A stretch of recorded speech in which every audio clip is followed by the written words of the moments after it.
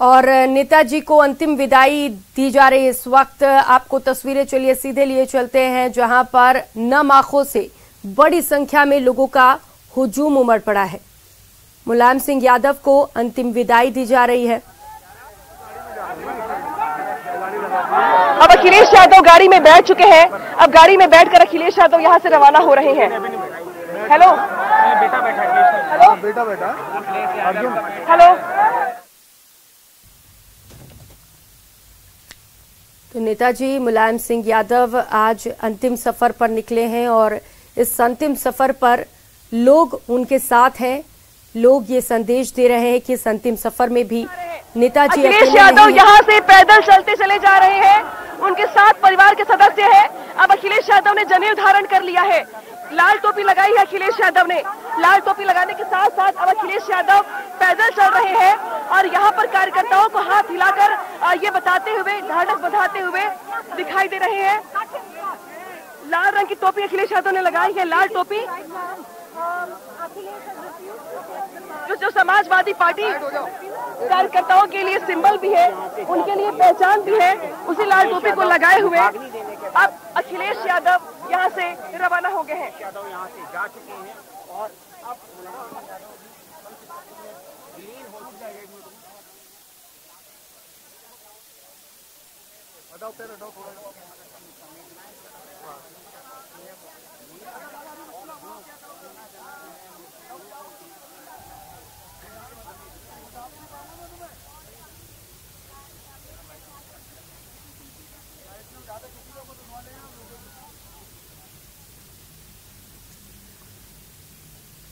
तो लोगों के दिल में दुख है, आंखों में आंसू है और बड़ी संख्या में लोग नेताजी की अंतिम यात्रा पर पहुंचे हुए हैं।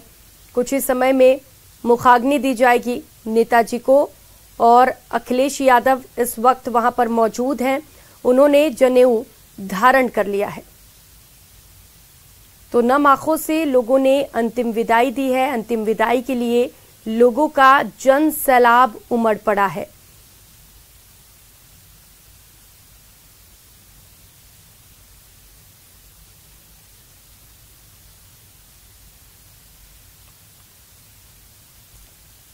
तो उत्तर प्रदेश के सैफई में उनका अंतिम संस्कार किया गया है, जहां पर आप देख सकते हैं किस तरीके से लोग इस वक्त एकत्रित हो गए हैं। लोगों का हुजूम उमड़ पड़ा है, जनसैलाब आप देख सकते हैं और सभी के दिल में दर्द है और आंखों में आंसू भी।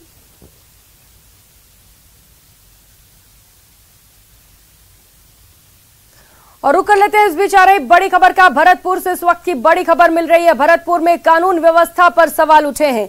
जेल में बंद आरोपी वीडियो कॉल करते हुए पाया गया। वीडियो कॉल के जरिए मित्र से बातचीत कर रहा था। वीडियो सोशल मीडिया पर जमकर वायरल हो रहा है। आपको बता दें कि आरोपी फायरिंग के मामले में बंद है और जेल में ये वीडियो कॉल करते हुए पाया गया है। वीडियो कॉल कर दोस्त से बातचीत कर रहा था। देख सकते हैं आप, ये वही वायरल वीडियो है जो जमकर इन दिनों सोशल मीडिया पर लोग देख रहे हैं, शेयर कर रहे हैं, लाइक कर रहे हैं। और इस वीडियो के बाद से प्रशासन पर भी कई बड़े सवाल खड़े हो रहे हैं। जब जेल में मोबाइल अलाउड नहीं है तो यहां पर वीडियो कॉल आखिर कैसे किया जा रहा है, ये बड़ा सवाल है। तो भरतपुर से ये वीडियो सामने आया है, जहां पर एक आरोपी फायरिंग के मामले में बंद है और जेल में बंद ये आरोपी वीडियो कॉल कर अपने दोस्त से बातचीत कर रहा है।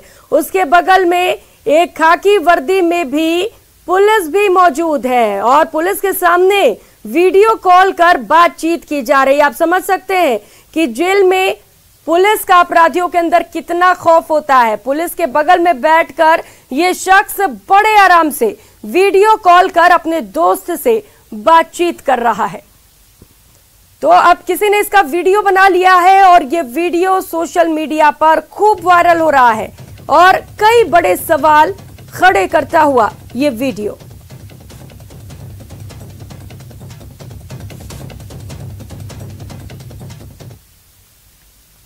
और खबर पोखरण से है, जहां पर मोबाइल टावर पर प्रदर्शन किया गया। बोनाडा में टावर पर 6 लोग चढ़ गए।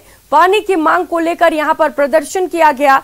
6 महीने से आपको बता दें कि यहां पर ट्यूबवेल की मोटर खराब पड़ी हुई है। कई बार जलदाय विभाग को शिकायत भी की जा चुकी है, लेकिन बावजूद इसके अब तक इस मामले पर कोई कार्रवाई नहीं की गई, जिसके बाद लोग आक्रोशित हो उठे और मोबाइल टावर पर चढ़कर प्रदर्शन शुरू कर दिया। तो फिलहाल पुलिस ने समझाइश कर सभी को नीचे उतार लिया है।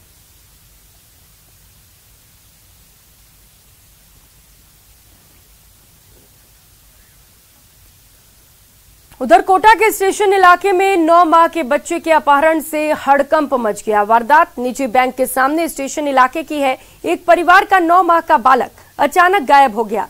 सूचना के बाद हड़कंप मच गया और परिजनों ने पुलिस में शिकायत दी। पुलिस ने आसपास के सीसीटीवी फुटेज भी खंगाले, तो वहीं जानकारी में सामने आया कि बच्चे को एक नाबालिग बालक और बालिका उठा ले गए हैं। फिलहाल इस मामले में बच्चे के बारे में कोई सुराग नहीं लगा है। वहीं भीमगंज मंडी थाना पुलिस पूरे मामले पर जांच में जुटी है। तो सीसीटीवी फुटेज सामने आया है। 9 माह के बच्चे की किडनैपिंग की गई है और जिन लोगों ने किडनैपिंग की है वो भी नाबालिग बताए जा रहे हैं।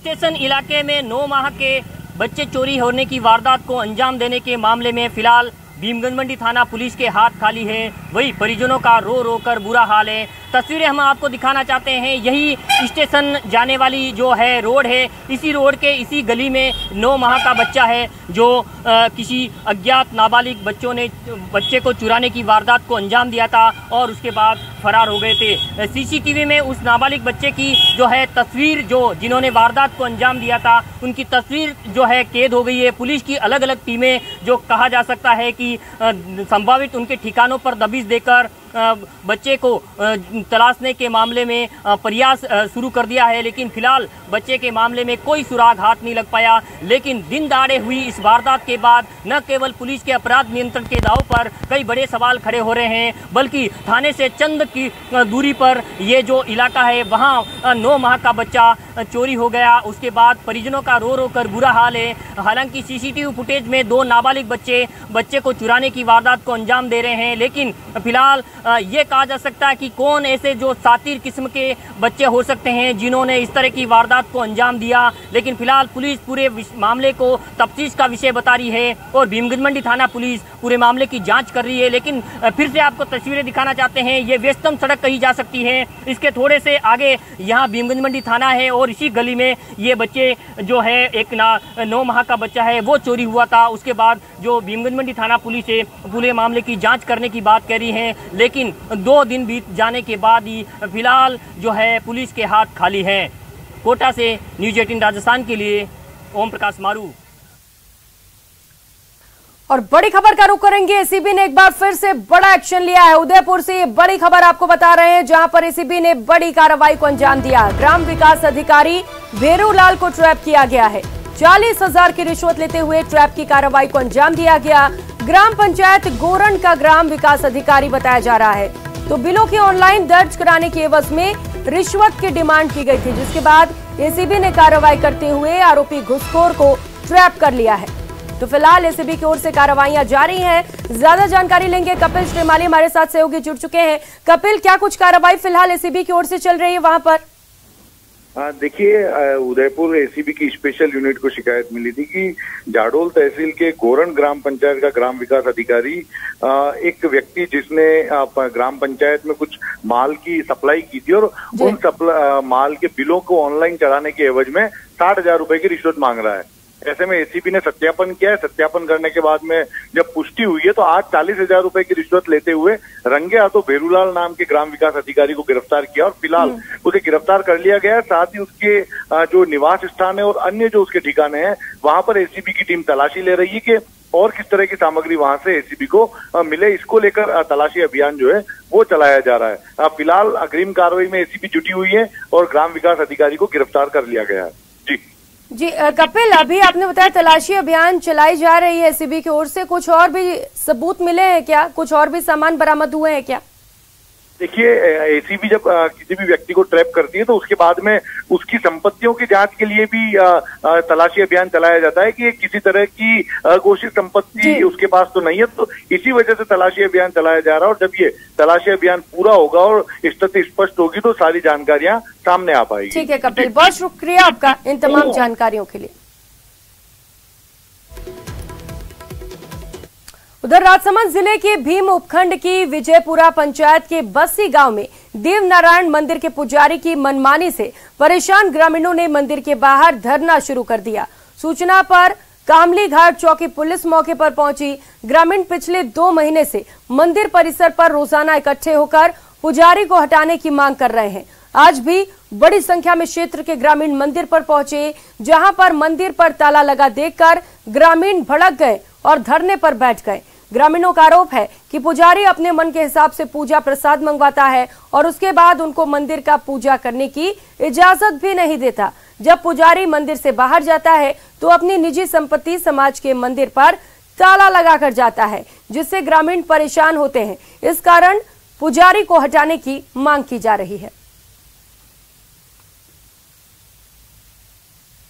पूरे इस आस्था स्थल बना हुआ लगभग 12-15 पंचायतों और यहाँ से गुजरात से सब जगह से मतलब जातरू आते हैं अपने यहाँ पे। अब किसी व्यक्ति विशेष ने इसके ऊपर ताला जड़ दिया है। अब लोग जातरू आए तो वो जाए कान किसको पकड़े। एक पुजारी का यहाँ पे दबदबा है, सब ग्रामीण इकट्ठे हुए हैं और इकट्ठे होने के बाद सब इसी व्यथा पे चला कि इस मंदिर को कैसे हम खुलवा जाए। जो प्रशासन से गुहार लगाई है, हमने भी हमारे तरीके से जो लेटर एप्लीकेशन वगैरह होती है सब पे साइन करवा के एक बार भेजा है। प्रशासन आ जाए तो हमें अवगत कराएं और मंदिर को सुचारू रूप से चलाने के लिए। और खबर बाड़मेर से है, जहां पर एक अजीबोगरीब वाकया सामने आया, जहां बेटे के अंतिम संस्कार को लेकर माता पिता दोनों आमने सामने आ गए।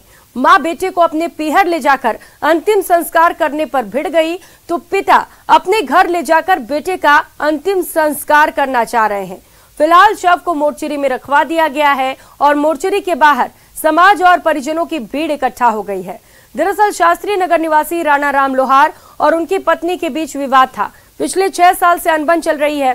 बेटे के मौत के बाद उसके अंतिम संस्कार पर भी दोनों आमने सामने हो गए। फिलहाल दोनों के बीच समझाइश का दौर जारी है।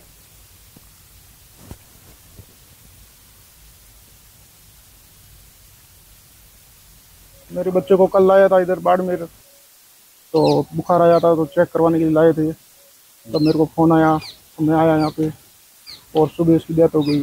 अभी बॉडी घर पे लेके जा रहा हूँ, लेकिन ये मेरे ससुराल वाले लेके जाने नहीं दे। मामला ये है कि राणा राम जी और इनके परिवार वाले ये सब कह रहे भाई बॉडी बच्चे की हमारी है और राणा राम जी जो ससुराल पक्ष वाले कह रहे हैं कि हम शिव ले जाएंगे और राणा राम जी शास्त्री नगर से है तो ये अपने बॉडी बच्चे की यहाँ लेना चाहते हैं और इनका दाह संस्कार यहाँ करना चाहते हैं। और खबर जयपुर से है, जहां 108 साल की बुजुर्ग महिला का पैर काटने के मामले में पुलिस ने हत्यारे को गिरफ्तार किया, तो वहीं बुजुर्ग महिला की एसएमएस हॉस्पिटल में इलाज के दौरान मौत हो गई। बताया जा रहा है कि बुजुर्ग महिला की हत्या करने वाला घर में रहने वाला पुराना किराएदार है। गौरतलब है कि 2 दिन पहले हत्यारे ने घर में घुसकर महिला के पैरों को काटकर चांदी के कड़े चुराए थे।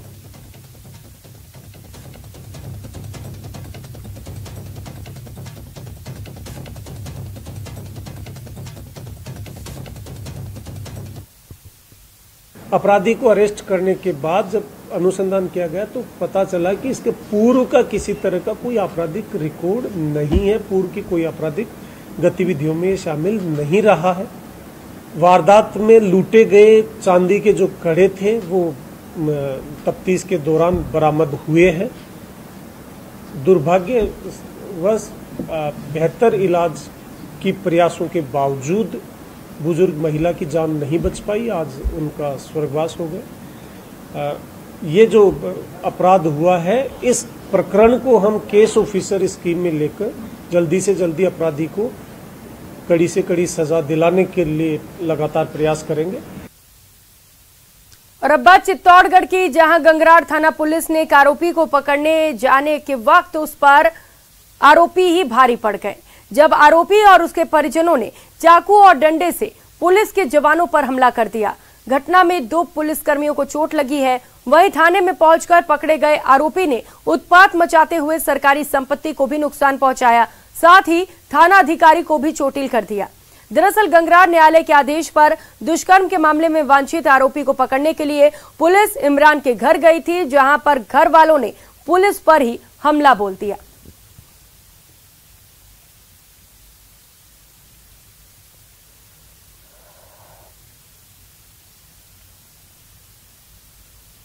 इमरान कस्बे का रहने वाला एक मुसलमान लड़का है जिसके खिलाफ एडीजे कोर्ट से वारंट गिरफ्तारी जारी हुआ था, जिसके लिए आज हमारे थाने से कांस्टेबल भीवाराम और धर्मपाल उसको तलाश करने के लिए गए थे। मौके पर उसको पकड़ लिया था। पकड़ के लाने लगे तो इन लोगों ने इसके परिजन और इमरान, उसके भाई, उसकी पत्नी और उसकी माँ ने जानलेवा हमला कर दिया उनको ऊपर चाकू से और लाठी।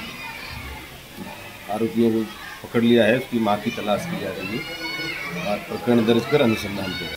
आमतौर पर जहां वारंटियों को लेने के लिए एक पुलिसकर्मी जाता है और पुलिसकर्मी वारंटियों को लेकर आ जाता है और लगातार इस तरह का अभियान राजस्थान में चलाया जा रहा है, जहां जो अपराधी हैं, जो पुलिस की गिरफ्त से दूर हैं या न्यायालय में वांछित हैं, उन्हें पकड़ने के लिए विशेष अभियान के तहत की गई कार्रवाई के तहत गंगरार थाना क्षेत्र में कस्बे में पुलिस पर हमला होता है और पुलिस पर हमला करने वाले हमलावर चाकू से वार कर 2 पुलिसकर्मियों को घायल कर देते हैं। और मौके पर जब थाने का जाब्ता पहुंचता है और आरोपियों को लेकर थाने पहुंचता है तो वहां पर भी मुख्य आरोपी इमरान, जो एक दुष्कर्म के मामले में आरोपी था, उसने पुलिस पर हमला करने के बाद एसएचओ के कमरे में भी उत्पात हुआ, जिससे एसएचओ को भी चोट लगी है। ऐसे हालातों में साफ तौर पर ये कहा जा सकता है कि कहीं ना कहीं अब पुलिस को पुलिसिंग और मजबूत करने की जरूरत है और लगातार जो अपराधी पुलिस की पहुंच से दूर है उन पर कड़ी कार्रवाई किए जाने की जरूरत है और तमाम संसाधन जो है उनके साथ पुलिस को अपराधियों को पकड़ने पहुंचना होगा, जिससे कि इस तरह की घटनाएं दोबारा न हो। और फिलहाल पुलिस ने इस प्रकरण में मामला दर्ज कर लिया और प्रकरण दर्ज करने के साथ ही आरोपी इमरान, उसके भाई और उसकी पत्नी से उसकी मां को भी डिटेन करते हुए कार्रवाई शुरू कर दी है। लेकिन कहीं ना कहीं साफ तौर पर जो सामने आया वो जाहिर करता है कि पुलिस को बेहतर संसाधनों के साथ बेहतर तरीके से पुलिसिंग को मॉडर्न करना होगा, जिससे कि इस तरह की घटनाएं दोबारा न हो। कैमरा पर्सन मोहित के साथ सुभाष बैरागी, न्यूज 18 चित्तौड़गढ़। और अब बात अलवर की, जहां एसीबी की टीम ने नगर पालिका खेड़ली के अधिशासी अधिकारी किंगपाल सिंह जाट को 5 लाख रुपए रिश्वत लेते रंगे हाथों गिरफ्तार किया। फिलहाल एसीबी की टीम की ओर से आरोपी के आवास और दूसरे ठिकानों पर तलाशी जारी है। दरअसल एसीबी मुख्यालय के निर्देश पर अलवर एसीबी द्वितीय इकाई की ओर से इस कार्रवाई को अंजाम दिया गया। अलवर चौकी में हमारे पास परिवादी आया था, तो उन्होंने बताया कि खेड़ली मोड़ पे मेरी 25 दुकानें हैं जो नगर पालिका से एनओसी लेके मैंने बनाई है, जिसको ईओ द्वारा और कुछ अन्य लोगों द्वारा, जैसा कि ये बता रहे हैं तहसीलदार साहब भी मेरे को प्रेशर डाल रहे हैं और उन दुकानों को अवैध घोषित कराकर गिराने के लिए कह रहे हैं, अदरवाइज तो आप उन्हें 5-5 लाख रुपए की रिश्वत दो। इसका हमने सत्यापन करवाया तो ईओ साहब द्वारा 5 लाख रुपए मांगना सही पाया गया। उसी अनुक्रम में आज उनका 10 लाख रुपए लेते हुए रंगे हाथ ट्रैप कर दिया। 10 लाख रुपए लिए? 5 लाख रुपए लेते रंगे हाथ। 5 लाख रुपए? 5 लाख। ईओ नगर पालिका किंगपाल सिंह 5 लाख रुपए की रिश्वत देते हुए रंगे हाथ गिरफ्तार हुए हैं। और इस कार्रवाई के लिए मैं एसीडी की टीम को अभी सभी पार्षदों के द्वारा शुभकामनाएं देता हूं कि उन्होंने एक अच्छा कार्य किया है यहाँ पे। और खबर झालावाड़ से है। जिले के सुनील कस्बे में किसान राधेश्याम ने अपने ही घर में फांसी लगाकर जान दे दी। परिजनों के मुताबिक पिछले दिनों हुई बारिश से राधेश्याम की सोयाबीन की फसल खराब हो गई थी, इससे वो तनाव में था। किसान के ऊपर कर्ज भी चढ़ा हुआ है और फसल भी खराब होने से उसे इसकी चिंता सताने लगी कि वो कर्जा कैसे उतार पाएगा। इसी परेशानी में देर रात घर में कमरे में फांसी लगाकर उसने आत्महत्या कर ली।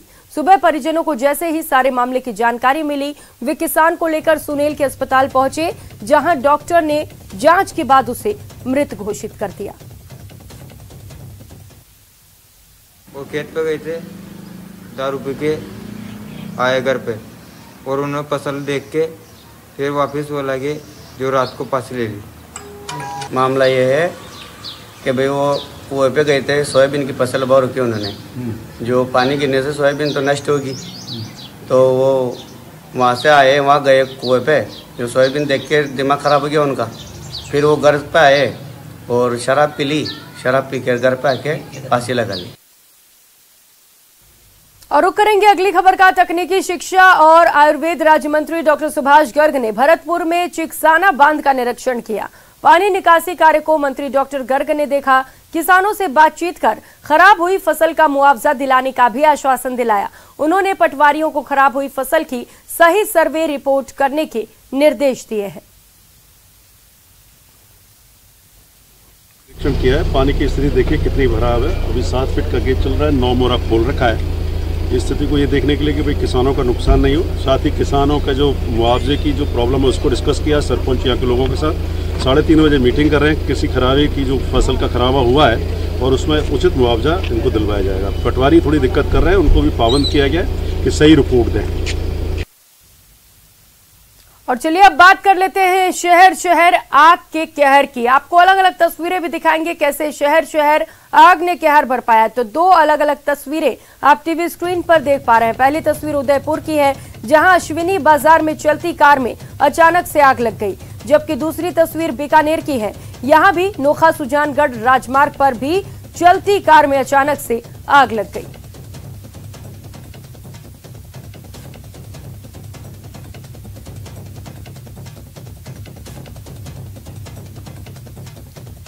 तो 2 अलग अलग जगह की तस्वीरें आपको दिखा रहे हैं, उदयपुर और बीकानेर से, जहां पर सड़क में चलती कार में अचानक से आग लग गई। किन वजहों से आग लगी फिलहाल ये जांच का विषय है, लेकिन आग लगने से क्षेत्र में अफरा तफरी मच गई।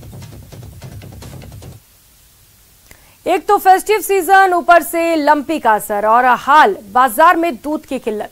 हाल ये है कि ज्यादा कीमत चुकाने के बावजूद बाजार में अच्छी गुणवत्ता का दूध नहीं मिल पा रहा। सरस डेयरी प्रबंधन दूध के मामले में ऑल इज वेल का दावा कर रहा है, लेकिन दीपावली से पहले सरस डेयरी प्रबंधन ने सरस देशी घी की बिक्री पर रोक लगा दी है। दरअसल प्रदेश में 16 लाख पशुधन लंपी वायरस से जूझ रहे हैं। पशुधन के लंपी से संक्रमित होने के कारण अब दूध की आपूर्ति भी प्रभावित हो रही है। फेस्टिव सीजन में मिठाई का कारोबार करने वाले व्यापारी दूध को तरस रहे हैं। डेयरी प्रबंधन की आंकड़ेबाजी और बाजार में दूध की किल्लत त्योहारी सीजन के मिलावटखोरों को प्रोत्साहित करने वाला साबित हो सकता है। सप्लाई शॉर्ट की वजह से ऑफ कोर्स हम ये देख रहे हैं कि त्यौहार पे हम किस तरीके से पूर्ति कर पाएंगे, उस पर हम भी विचार कर रहे हैं। मिठाइयाँ जो है दूध की करीब करीब काफ़ी सारी मिठाइयाँ दूध और घी से ही बनती है। अब ये है कि जो शॉर्टेज है और आगे फेस्टिवल है, ये कैसे डिमांड और सप्लाई का गैप मैच होगा वो देखते हैं। हम लोगों को एक चिंता सता रही है कि किस प्रकार से ये डेयरियाँ जो राज्य सरकार की है या किसी प्रकार की जो डेयरियाँ हैं वो हमारी दूध की पूर्ति कैसे करेगी और जो घी की पूर्ति है वो कैसे करेगी। अभी भी हम इस समस्या से जूझ रहे हैं। रोज़ कहीं ना कहीं जो दूध की डिमांड दी जाती है, जो घी की डिमांड दी जाती है, उसकी पूर्ति अभी नहीं कर पा रही है। इस बुलेटिन में फिलहाल इतना ही। न्यूज़ 18 राजस्थान पर खबरों का सिलसिला जारी है। आप बने रहिए हमारे साथ। नमस्कार।